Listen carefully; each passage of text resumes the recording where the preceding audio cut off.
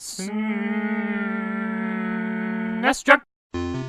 One of the very first titles Rare developed for Nintendo was Wizards and Warriors back in 1987, and they went on to develop a total of 4 titles in the series, 3 for NES and 1 for Game Boy. Starting with Wizards and Warriors, you play as Kuros in a 2D platformer, making your way through the forests of Elrond? And yes, you must get to Castle Ironspire, defeat the evil Malkill, and of course, rescue the princess. All the typical fantasy-themed stuff is here, like swords, axes, daggers, gemstones, magic spells. I mean, of course it is. It's titled Wizards and Warriors. What, you thought it'd be a baseball game starring Ozzie Smith?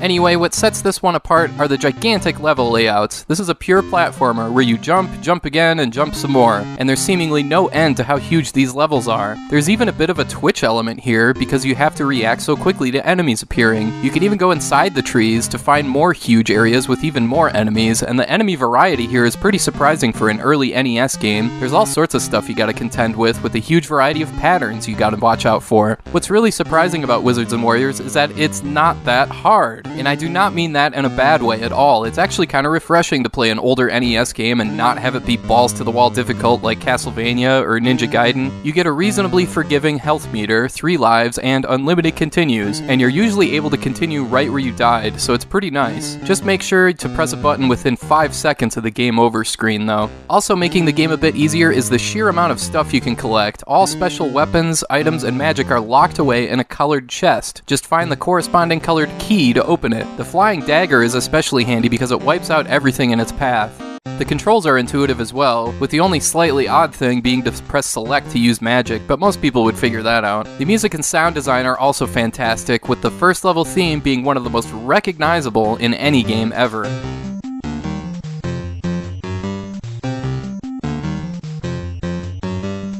If there's any flaws in this one, is that sometimes the levels can feel too huge, and it's tough to get a feel for your surroundings and figure out if you're going the right way, or if you're just going in circles. Also, your character's sword attack is a little flimsy, and sometimes you're better off just letting him sit still, so enemies just fly into his sword like a bunch of idiots. But that's fine. Wizards and Warriors is a great time because the execution is so simple, but at the same time there's a lot to do here. In a weird way, this game reminds me if you took the original Legend of Zelda and made it a 2D vertically scrolling platformer instead of a top-down adventure game. It's a similar motif, similar treasure hunting, finding keys and all that, and it's a good time. Definitely check this one out. Next came Iron Sword, Wizards and Warriors 2, and yes, this is the one with the infamous cover featuring Fabio looking bored. Right away you can see Rare did a great job making this game look like a true sequel. It maintains the same vibe as the first game. You're still exploring, looking for keys, unlocking treasures and all that, but it looks a lot more polished. Okay, technically this was made by a company named Zippo Games, a subsidiary of Rare, but still. And no, you don't actually play as Fabio in this game, although if it helps you to imagine him as the guy in the armor, then knock yourself out. Looks more like Bender to me.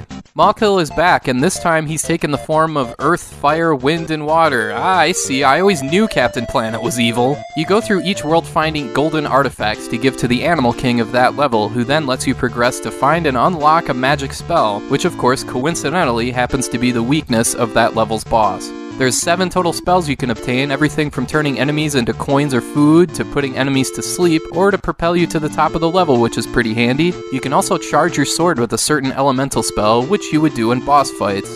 So while this game looks and sounds like an upgrade from its predecessor, your attack is so much worse. There's still tons of platforming which feels the same, but the sword attack is worse than ever. Again, you're better off just letting enemies kamikaze into your sword, or just avoiding enemies altogether if you can, but you're gonna take a ton of damage in this one. I personally liked how the first game felt better than this one. I will say it seems like the enemies are a lot faster in this game, which can get irritating, and this game can almost feel like a shoot 'em up at times, so that may turn some people away.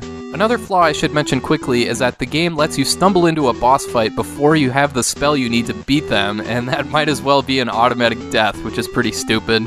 There are a few big upgrades in this game though. For instance, there are stores where you can buy keys, health replenishments, and even magic spells. You can also gamble to earn more money, but if you don't have any money, the guy throws your ass out of there.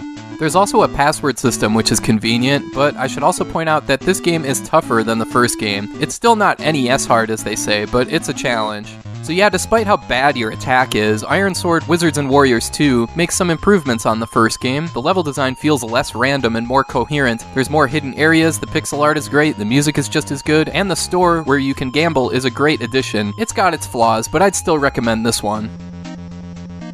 Around the same time Iron Sword was released came Wizards and Warriors X, The Fortress of Fear for Game Boy. Wait, what? What happened to the other 7 chapters? Or is this a Mega Man X kind of a thing? Anyway, unfortunately this game is a straight-ahead side-scrolling platformer that doesn't retain the same kind of level design and exploration the NES games have. But that didn't stop the dev team from keeping that same terrible sword attack. There's 5 worlds here totaling 18 levels, and there's no continues. Lose all your lives and start from the beginning. I admit I have a big soft spot for the original Game Boy, and I usually enjoy games like this for it, but this one I just can't get into. The attack is so bad, the jumping is slow and wonky while the enemies are nearly twice as fast, and you're expected to make these jumps that go beneath the screen. Come on, really? So yeah, unfortunately, this game is a stay away.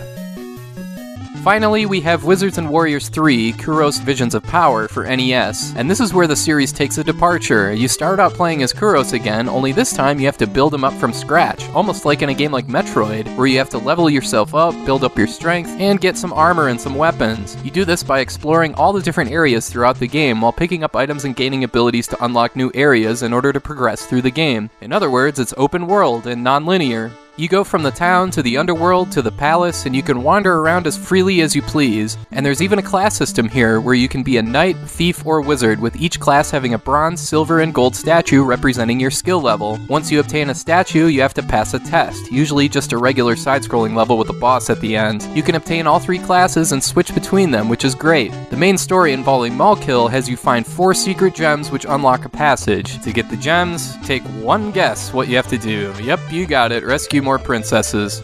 Wizards and Warriors 3 is majorly ambitious and deserves a lot of credit for trying out so many new ideas, but unfortunately they're just not executed very well. Starting with the art direction here, it's okay, I'll just say it, it's ugly as hell. The Kuros sprite throughout the game looks terrible in all 3 iterations, and he walks like an AT-ST from Star Wars. The backgrounds and the color palette here in general just looks not great. And once again, your regular attack is just awful. The game has you hold down the attack button and then press left and right on the D-pad to actually attack. I mean, that's fine in theory, but it's just so awkward to use. The biggest flaw, however, is that there's no battery save and no password system. I get that passwords probably would have been like 10 miles long in a game like this, but come on, no battery save? So yeah, if you want to play this one, do it with something that can utilize save states. There's all sorts of other problems here too, like the enemy design, where at first you're fighting townspeople and dogs, and the patterns are just sloppy and feel like they were slapped together in 2 seconds. So yeah, Wizards and Warriors 3 is a classic case of a game with some really strong ideas, taking elements from Metroid, Zelda 2, and Faxanadu, and adding its own flavor as well. And of course the music is great, as it is throughout the entire series, but the controls, the enemy design, and the visuals here are all poorly done, and of course there's no way to save, which really sucks. Your enjoyment of this one is going to completely depend on how you feel about those flaws. If you can get used to the controls, and if the enemy design doesn't bother you, and those are big ifs, then you'll like this game. I love the idea of an open world NES adventure game, but there's just too many flaws here to overlook for me. I'd rather stick with the first 2 Wizards and Warriors games. Anyway, that's all for now. I want to thank you for watching, and I hope you have a great rest of your day.